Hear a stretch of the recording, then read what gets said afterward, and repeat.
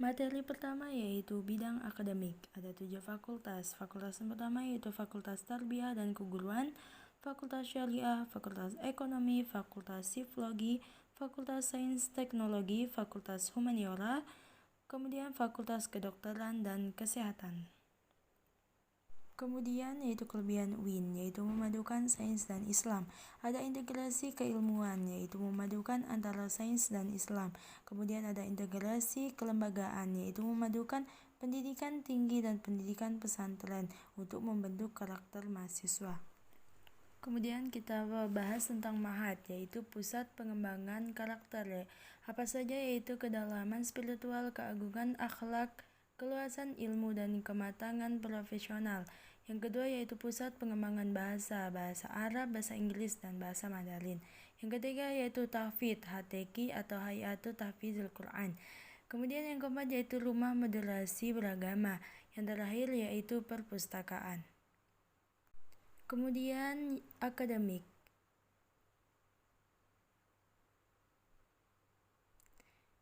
Pada semester 8 harus sudah membuka SKS sebanyak 150-160 SKS. Kemudian meneliti skripsi, tugas akhir, KKN, ujian konferensi, ujian yudisium hingga wisuda. Kemudian ada fasilitas mahasiswa, yaitu mengupayakan diri sebagai mental, spiritual, dan mengikuti kegiatan perkuliahan. Indikator ada 3, yaitu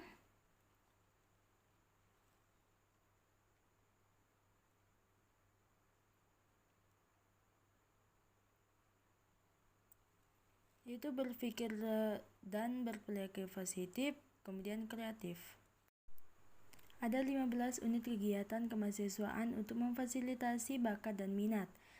Yang pertama yaitu menua, Resium Mahasiswa. Yang kedua Pramuka, Palang Merah Indonesia PMII, Paduan Suara Mahasiswa, Gema Gita Bahasa. Kemudian seni religius, teater komedi kontemporer, Mapala Tursina yaitu pencipta alam, Unihora yaitu olahraga, pada bulan yaitu koperasi mahasiswa, komunitas musik studio, 3 komus, yang 11 yaitu taekwondo, Jepret klub fotografi, simfoni VM radio, lembaga kajian penelitian dan pengembangan kemahasiswaan, yang terakhir yaitu unit aktivitas FORS mahasiswa inovasi. Kemudian materi yang ketiga yaitu administrasi umum dan keuangan. Kewajiban mahasiswa yaitu membayar ma'had dan UKT. Kenapa UKT berbeda setiap prodi? Karena tergantung indeks mutu akreditasi, indeks mutu prodi, indeks pengelolaan keuangan, indeks kemahalan wilayah, hasil penghasilan ortu, jumlah keluarga, kondisi sosial ortu. Materi yang ketiga yaitu DEMA, Lingkup Kerja Eksekutif Mahasiswa. Fungsi DEMA yaitu sebagai pelaksana program organisasi kemahasiswaan, sebagai lembaga yang mengkoordinasikan dan menginstruksikan pelaksanaan kegiatan mahasiswa di tingkat universitas. Tugas DEMA yaitu melaksanakan program kerja organisasi yang sudah disepakati senat mahasiswa, mengkomunikasi dan menginformasi kegiatan kemahasiswaan di tingkat universiti, melaksanakan koordinasi dan sinkronisasi sebagai kemahasiswaan. Materi keempat yaitu SEMA, Senat Mahasiswa, organisasi kemahasiswaan UIN yang berperan sebagai lembaga legislatif yang mengkoordinasi DEMA, UKM, dan HMJ. Fungsi SEMA yaitu advokasi, legislasi, pengawasan, penganggaran. Tugas SEMA yaitu mengawasi dan mengontrol DEMA, memberikan persetujuan setiap kegiatan yang akan dilaksanakan oleh DEMA, memberikan pengesahan setiap laporan pertanggungjawaban setelah selesai agenda tersebut, memfasilitasi aspirasi mahasiswa UIN dan mengeluarkan kepada pihak yang bersangkutan. Kemudian materi yang kelima yaitu kebangkitan bangsa menuju Indonesia tangguh. Ini sedikit cerita tentang beliau, yaitu beliau bisa sampai saat ini karena UIN Malang, yaitu tempat beliau menuntut ilmu. Semua gemblengan ini berasal dari UIN Malang. Beliau tidak pernah malu menjadi alumni UIN Malang, dan alumni UIN tidak hanya menjadi ustadz, tetapi juga bisa menjadi anggota DPR. Kemudian mengenai COVID-19, sampai saat ini belum ditemukan obat COVID-19. Kunci menanggulangi COVID-19 yaitu 1. Vaksin, 2. Disiplin prokes.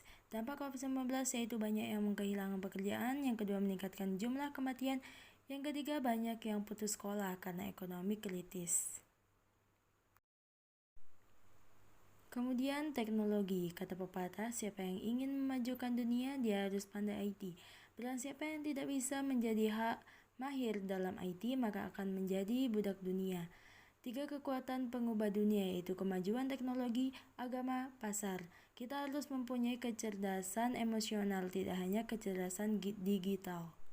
Selanjutnya itu materi ke-6, moderasi beragama dalam bingkai NKRI.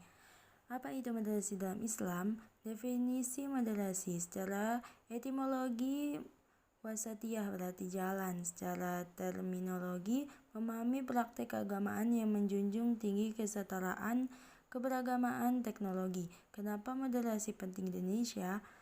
Karakter Islam sebagai agama rahmatul lil alamin, histori Islam di Indonesia, karakter masyarakat yang lekat dengan kesantunan dan harmonis, ideologi Pancasila dan moto Bhinneka Tunggal Ika.